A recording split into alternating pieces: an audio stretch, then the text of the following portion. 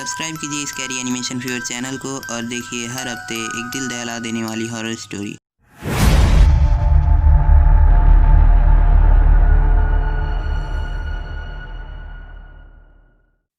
मैं भूत प्रेत और आत्माओं पर यकीन नहीं करता और इसकी साफ वजह है क्योंकि मैंने उन्हें कभी देखा ही नहीं और ना ही उनकी मौजूदगी को महसूस किया है। पर मुझे अंदर ही अंदर ऐसा लगता है कि शायद भूत होते हैं। मुझे शांत जगह बहुत पसंद है और इसलिए मैंने शहर से दूर एक सुनसान जगह पर घर लिया। और वाकई वह घर काफ़ी सुनसान और वीरान था और दूर दूर तक वहाँ पर इंसानों का नामो निशान तक नहीं था। और एक दिन मैं अपने एक दोस्त से मिला और मैंने उसे अपने नए घर के बारे में बताया और मैंने उसे बताया कि वो घर शहर से बाहर एक सुनसान जगह पर है। मेरे दोस्त ने मुझसे कहा कि कहीं तुम उस मनहूस घर की बात तो नहीं कर रहे हो। मेरे दोस्त ने मुझसे बताया कि कई साल पहले वहाँ पर एक बूढ़ी औरत रहा करती थी जिसका नाम ग्रैनी था।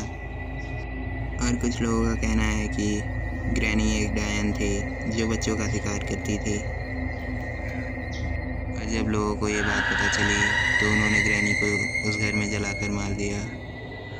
लोगों का मानना है कि आज भी उस घर में ग्रैनी की आत्मा भटकती रहती है। कभी कभी तो वहाँ पर लोगों को ग्रैनी के चीखने और चिल्लाने की आवाज़ें सुनाई देती हैं।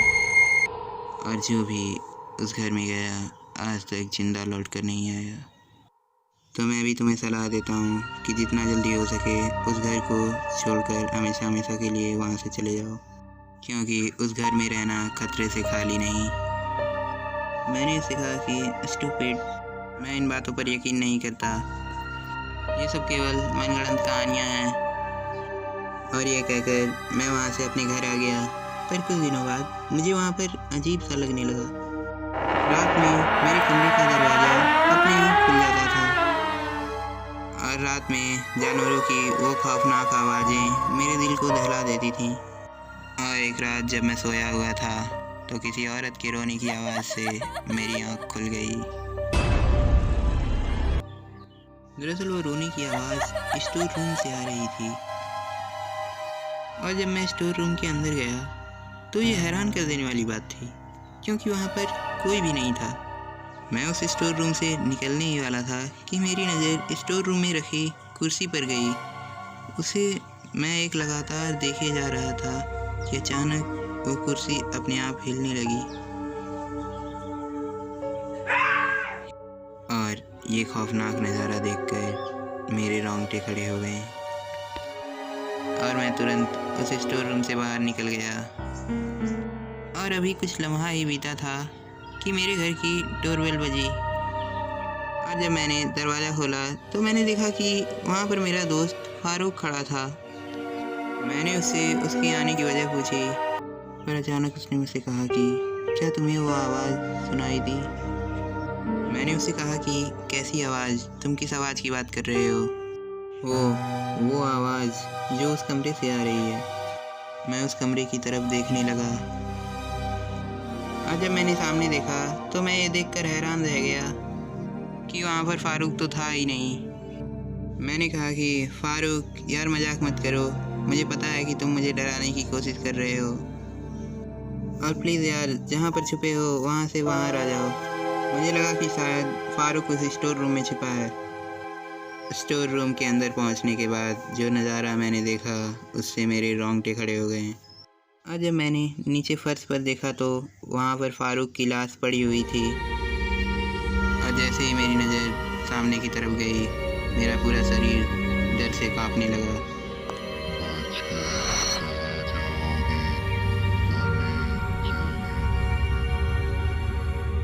और मैं उस स्टोर रूम से निकलकर तुरंत अपने कमरे में गया। मैं इतना ज़्यादा डरा हुआ था कि मैंने तुरंत अपने कमरे का दरवाज़ा बंद कर लिया। और थोड़ी देर बाद मेरे दरवाजे पर दस्तक होने लगी। साहिल यार दरवाज़ा खोलो, ये मैं हूँ तुम्हारा दोस्त फारूक। और थोड़ी देर बाद जब मैंने हिम्मत करके दरवाज़ा खोला तो मैंने देखा कि सचमुच वहाँ पर मेरा दोस्त फारूक ही था। और मेरे दोस्त ने मुझसे कहा कि तुम इतने डरे हुए क्यों, क्या हुआ तुम्हें? थैंक गॉड यार फारूक कि तुम जिंदा हो। मैंने तो तुम्हारी लाश को स्टोर रूम में देखा था। और अचानक फारूक पीछे मुड़ गया। फारूक, फारूक, तुम ठीक तो हो ना? फारूक।